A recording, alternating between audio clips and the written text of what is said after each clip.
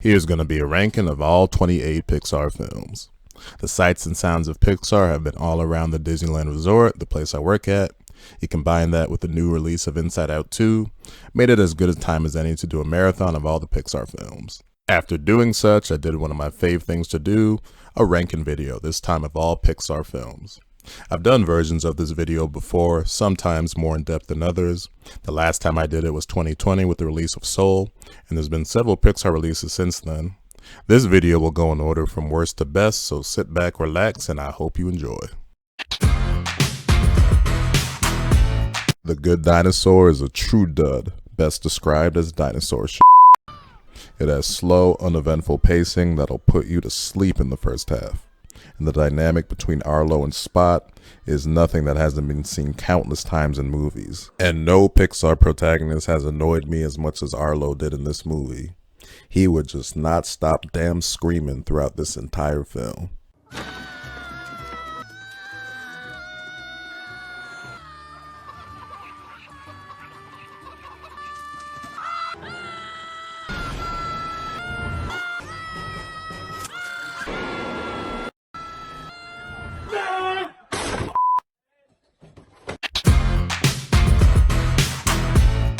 Lightyear immediately f***s itself over by the opening of the movie telling you that what you're seeing is a movie that Andy watched, immediately taking you out of the movie in terms of it being a meaningful story.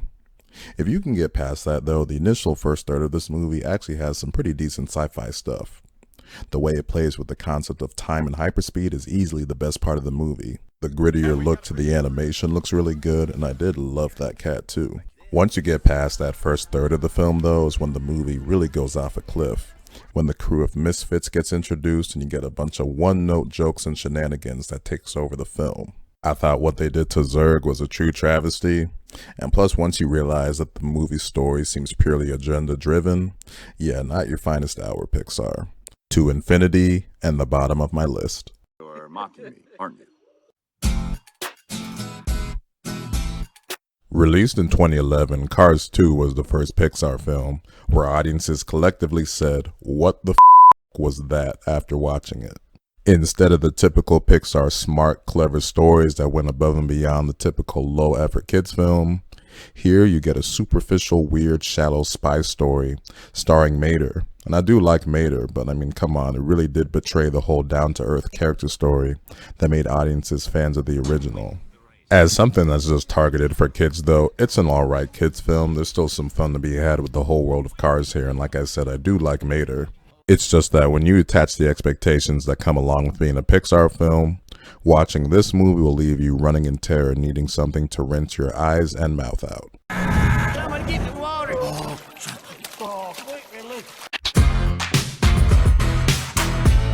Unlike Cars 2, Cars 3 makes a choice to be much more in line with the first film, being a character story and journey for Lightning McQueen.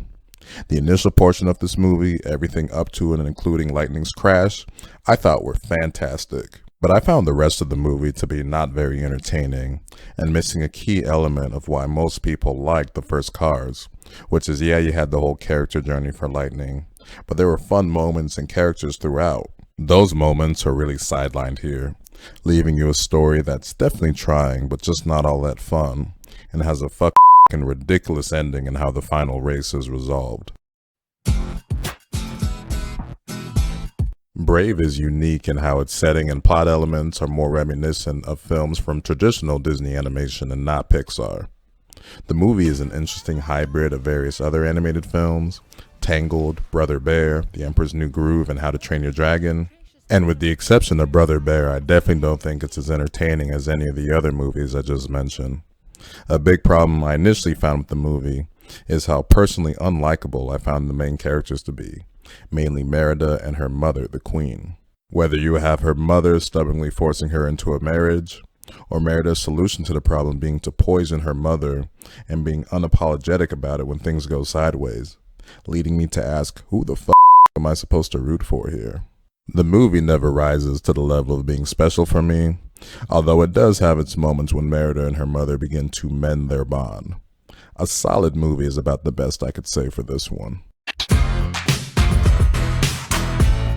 Incredibles 2 definitely had the tough task of following up its incredible original. On a basic level though, the movie definitely has some fun superhero action. It's legit funny, and naturally seeing the upgraded animation 14 years later was cool to see. The story is where things get iffy here. In the grand scheme of things, the movie lacks any worthwhile character development, which is something you definitely cannot say about the original. By the end of part 2, everyone is basically the same character they were at the start of the movie. And really, was having Mr. Incredible being a stay-at-home dad for the majority of the movie the best they could come up with? Plus your whole story hinging on a twist villain that you can see a mile coming? That. I still wouldn't call it a bad movie though. It's fun, but it is mildly disappointing.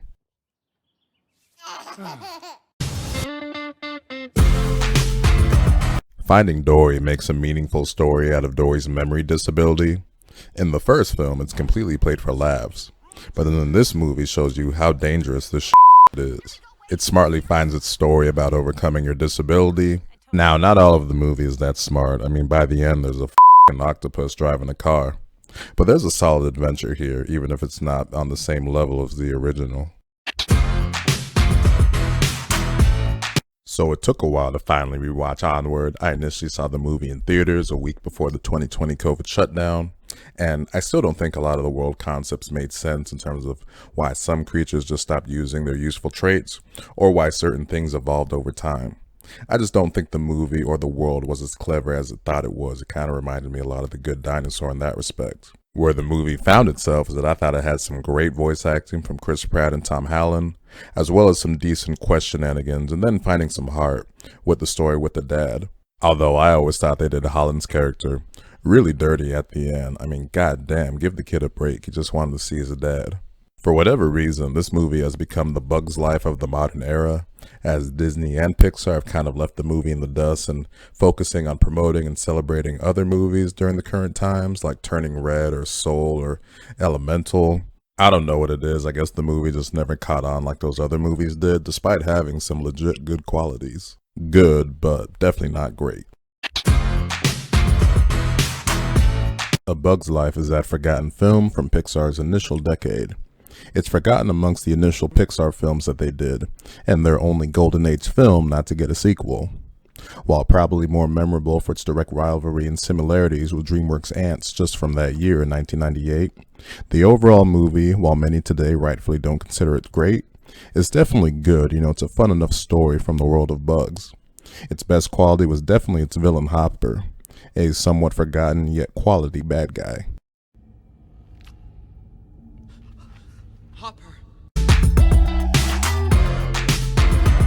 While Cars as a franchise definitely earned its reputation as being the weakest of the Pixar franchises, the first movie is definitely a quality film. While the story definitely ain't as dynamic as the Golden Age films that preceded it, this actually works in the film's favor, as it's a more down-to-earth character story that really shines once the Doc Hudson's character takes center stage, and you still have the fun of all the other charming characters in the story. All these years later, though, I still want the question answered. How are little baby cars born in this universe? I guess we'll never know. He did what in his cup? Luca, more than any of the other pandemic Pixar films, really does feel like Disney just dumped it unceremoniously on streaming without much promotion or fanfare. Which is a shame, because while the movie isn't breaking any major new grounds in terms of the story is kind of a combination of The Little Mermaid and Coco. Regardless, it's still a fun, youthful tale about camaraderie and trying something different. For many reasons, it feels like this is the least seen Pixar film, but if you give the movie a chance, I think you'll have a good time. If anything, you'll definitely be hungry for pasta later. Okay. Toy Story 2 was a great follow-up to the pivotal achievement that was the first film. It's just one great adventure from start to finish, the mission Buzz and friends take to find and rescue Woody. Like the other Toy Story films, it's just a matter of preference which story you prefer the most. Despite Toy Story 4's positive reviews, people over the years have expressed their displeasure for where it takes the story, and where I could see where they're coming from in some respects. I personally think it takes Woody's character to some amazing new levels, and I don't think he's ever been better than in this film. Old Sheriff has definitely come a long way from the narcissist he was in the first film. Bo Peep's character change is pretty jarring and drastic, but there's definitely some interesting things done with her here, and she did provide the perfect motivation for Woody in more ways than one. It helps the movie earn its ending, which honestly gets me just as much as part 3's. To infinity and beyond. To infinity and your mom. Wait, what? Yeah. That's not right. You sure? While Monsters University could have been typical prequel fluff about how Mike met Sully, there really is a great, mature, realistic story here about how sometimes your dreams are unrealistic and sometimes you just aren't good enough. Not really the kind of message you expect to see in any kids film, but that's what makes Pixar, Pixar. The vibes and energy are just different in Turning Red. The overall message of the film will probably be horrifying for parents, but the general up and down nature of growing up as a teenager is obviously something a lot can relate to in this film. I really do think though that it's the friendship and dynamic between May and her friends, which is where most of the fun is here though. There's a whole lot of funny and iconic moments going on with them here.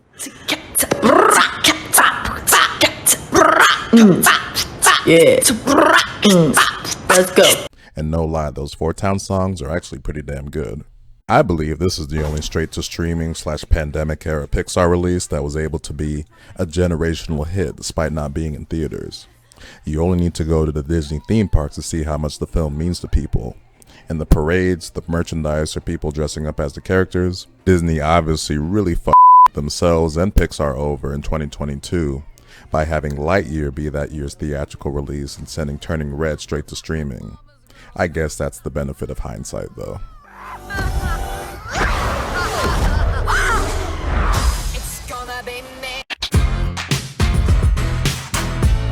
Elemental was released in 2023, a year that ended up being pretty damn grim for Disney, mainly in terms of box office.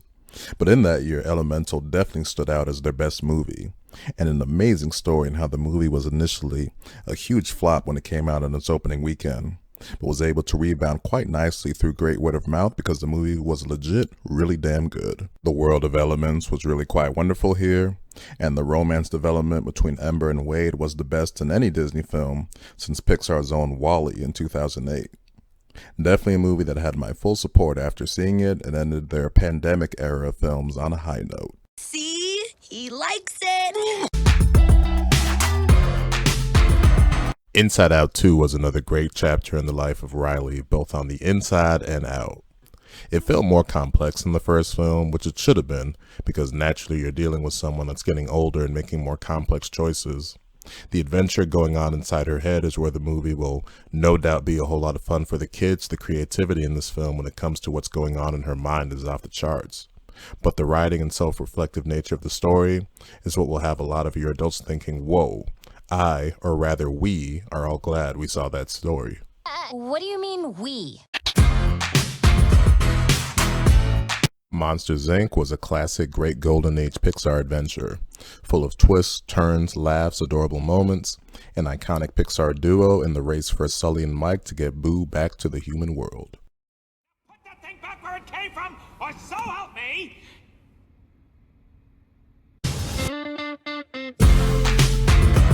Soul is just next level in terms of thinking and maturity. While Pixar has the reputation for going above and beyond for kids' films in terms of their themes, this movie is even next level even for Pixar. Dealing with death, purpose, and scenes like the barbershop segment are just holy shit, wow for a kids' film. You can watch this film and you're like, wow, this ain't exactly for the same crowd that pre-bought their tickets for Minions 3. All of this is incredibly well thought out and brought to life in the story. I do think though it is way too much for kids. The only thing that's really appropriate for kids in this are the shenanigans when Joe is the cat, or just the look of the Soul World as it kind of resembles a blue version of Inside Out. It definitely doesn't make the movie bad, hell no to that. The movie just doesn't have that cross kids and adult appeal that most other Pixar films do. If my kid were to ask to see this, I'd say, wait till you're older. Inside Out is a psychological masterpiece. Released in 2015, it makes a beautiful, epic film about a simple story of a girl missing her hometown. The way it imagines the world inside someone's mind is truly amazing, and in the end has that classic Pixar moment that makes you say, whoa, that was a nice story right there. Can I say that curse word now?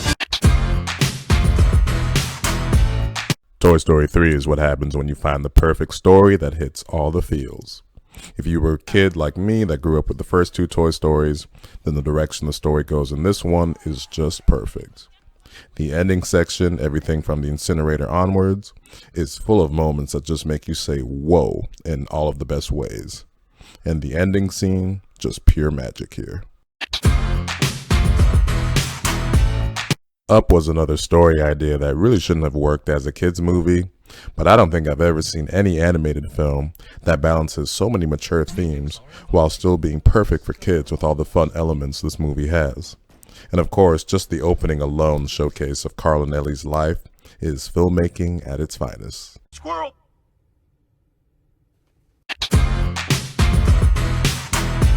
Finding Nemo is just kind of the adventure that I love. One that's grand in scale and just relentless in terms of the constant danger Marlin and Dory encounter in their journey to find Nemo. It's just an incredibly fun, all-around, timeless movie adventure. Nice. Coco was just the perfect story. Had an amazing story and culture, beautiful world that it creates, and the music, perfection.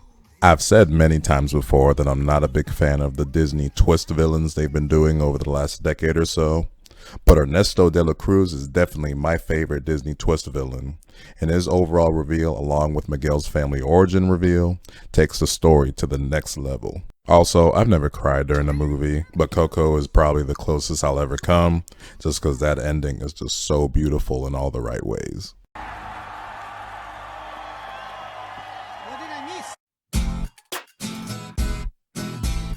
The original Toy Story from 1995 is a pivotal achievement, not only being the first Pixar film, but the first CG animated film ever.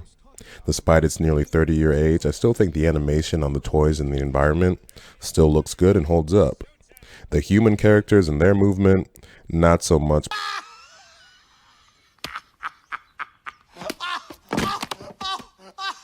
But that's part of its charm as it ages, I guess. But the film wasn't the breakout hit it was just because of its revolutionary animation, and that was part of it. But it was also because of its humor, writing, and memorable characters. The movie is just an amazing story of friendship, the development between Woody and Buzz, who both go through amazing character journeys here. And once it gets to the end and both of them are working together, racing to get back to the truck and ultimately the flying scene, goosebumps every time.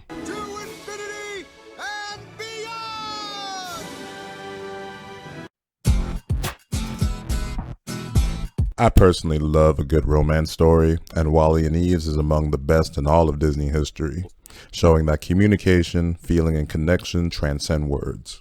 It's storytelling in its purest form, minus all the environment preachy shit.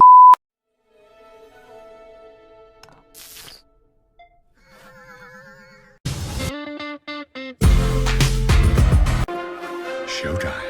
The Incredibles definitely lives up to its name, delivering a great superhero origin story centered around the Parr family, acting kind of like an origin story for them, but still being one of the more mature Pixar films, not only just because all the violence and death,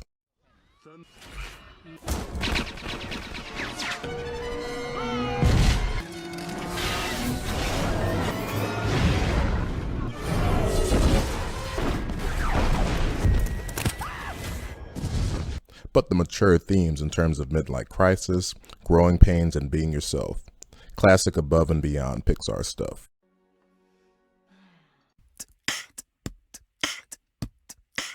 As it's said in Ratatouille, anyone can cook.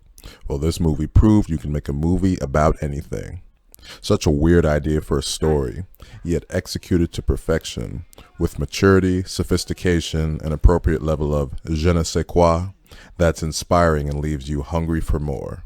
It's a delicious movie that over the years has risen to be my favorite out of all the Pixar films. Hey.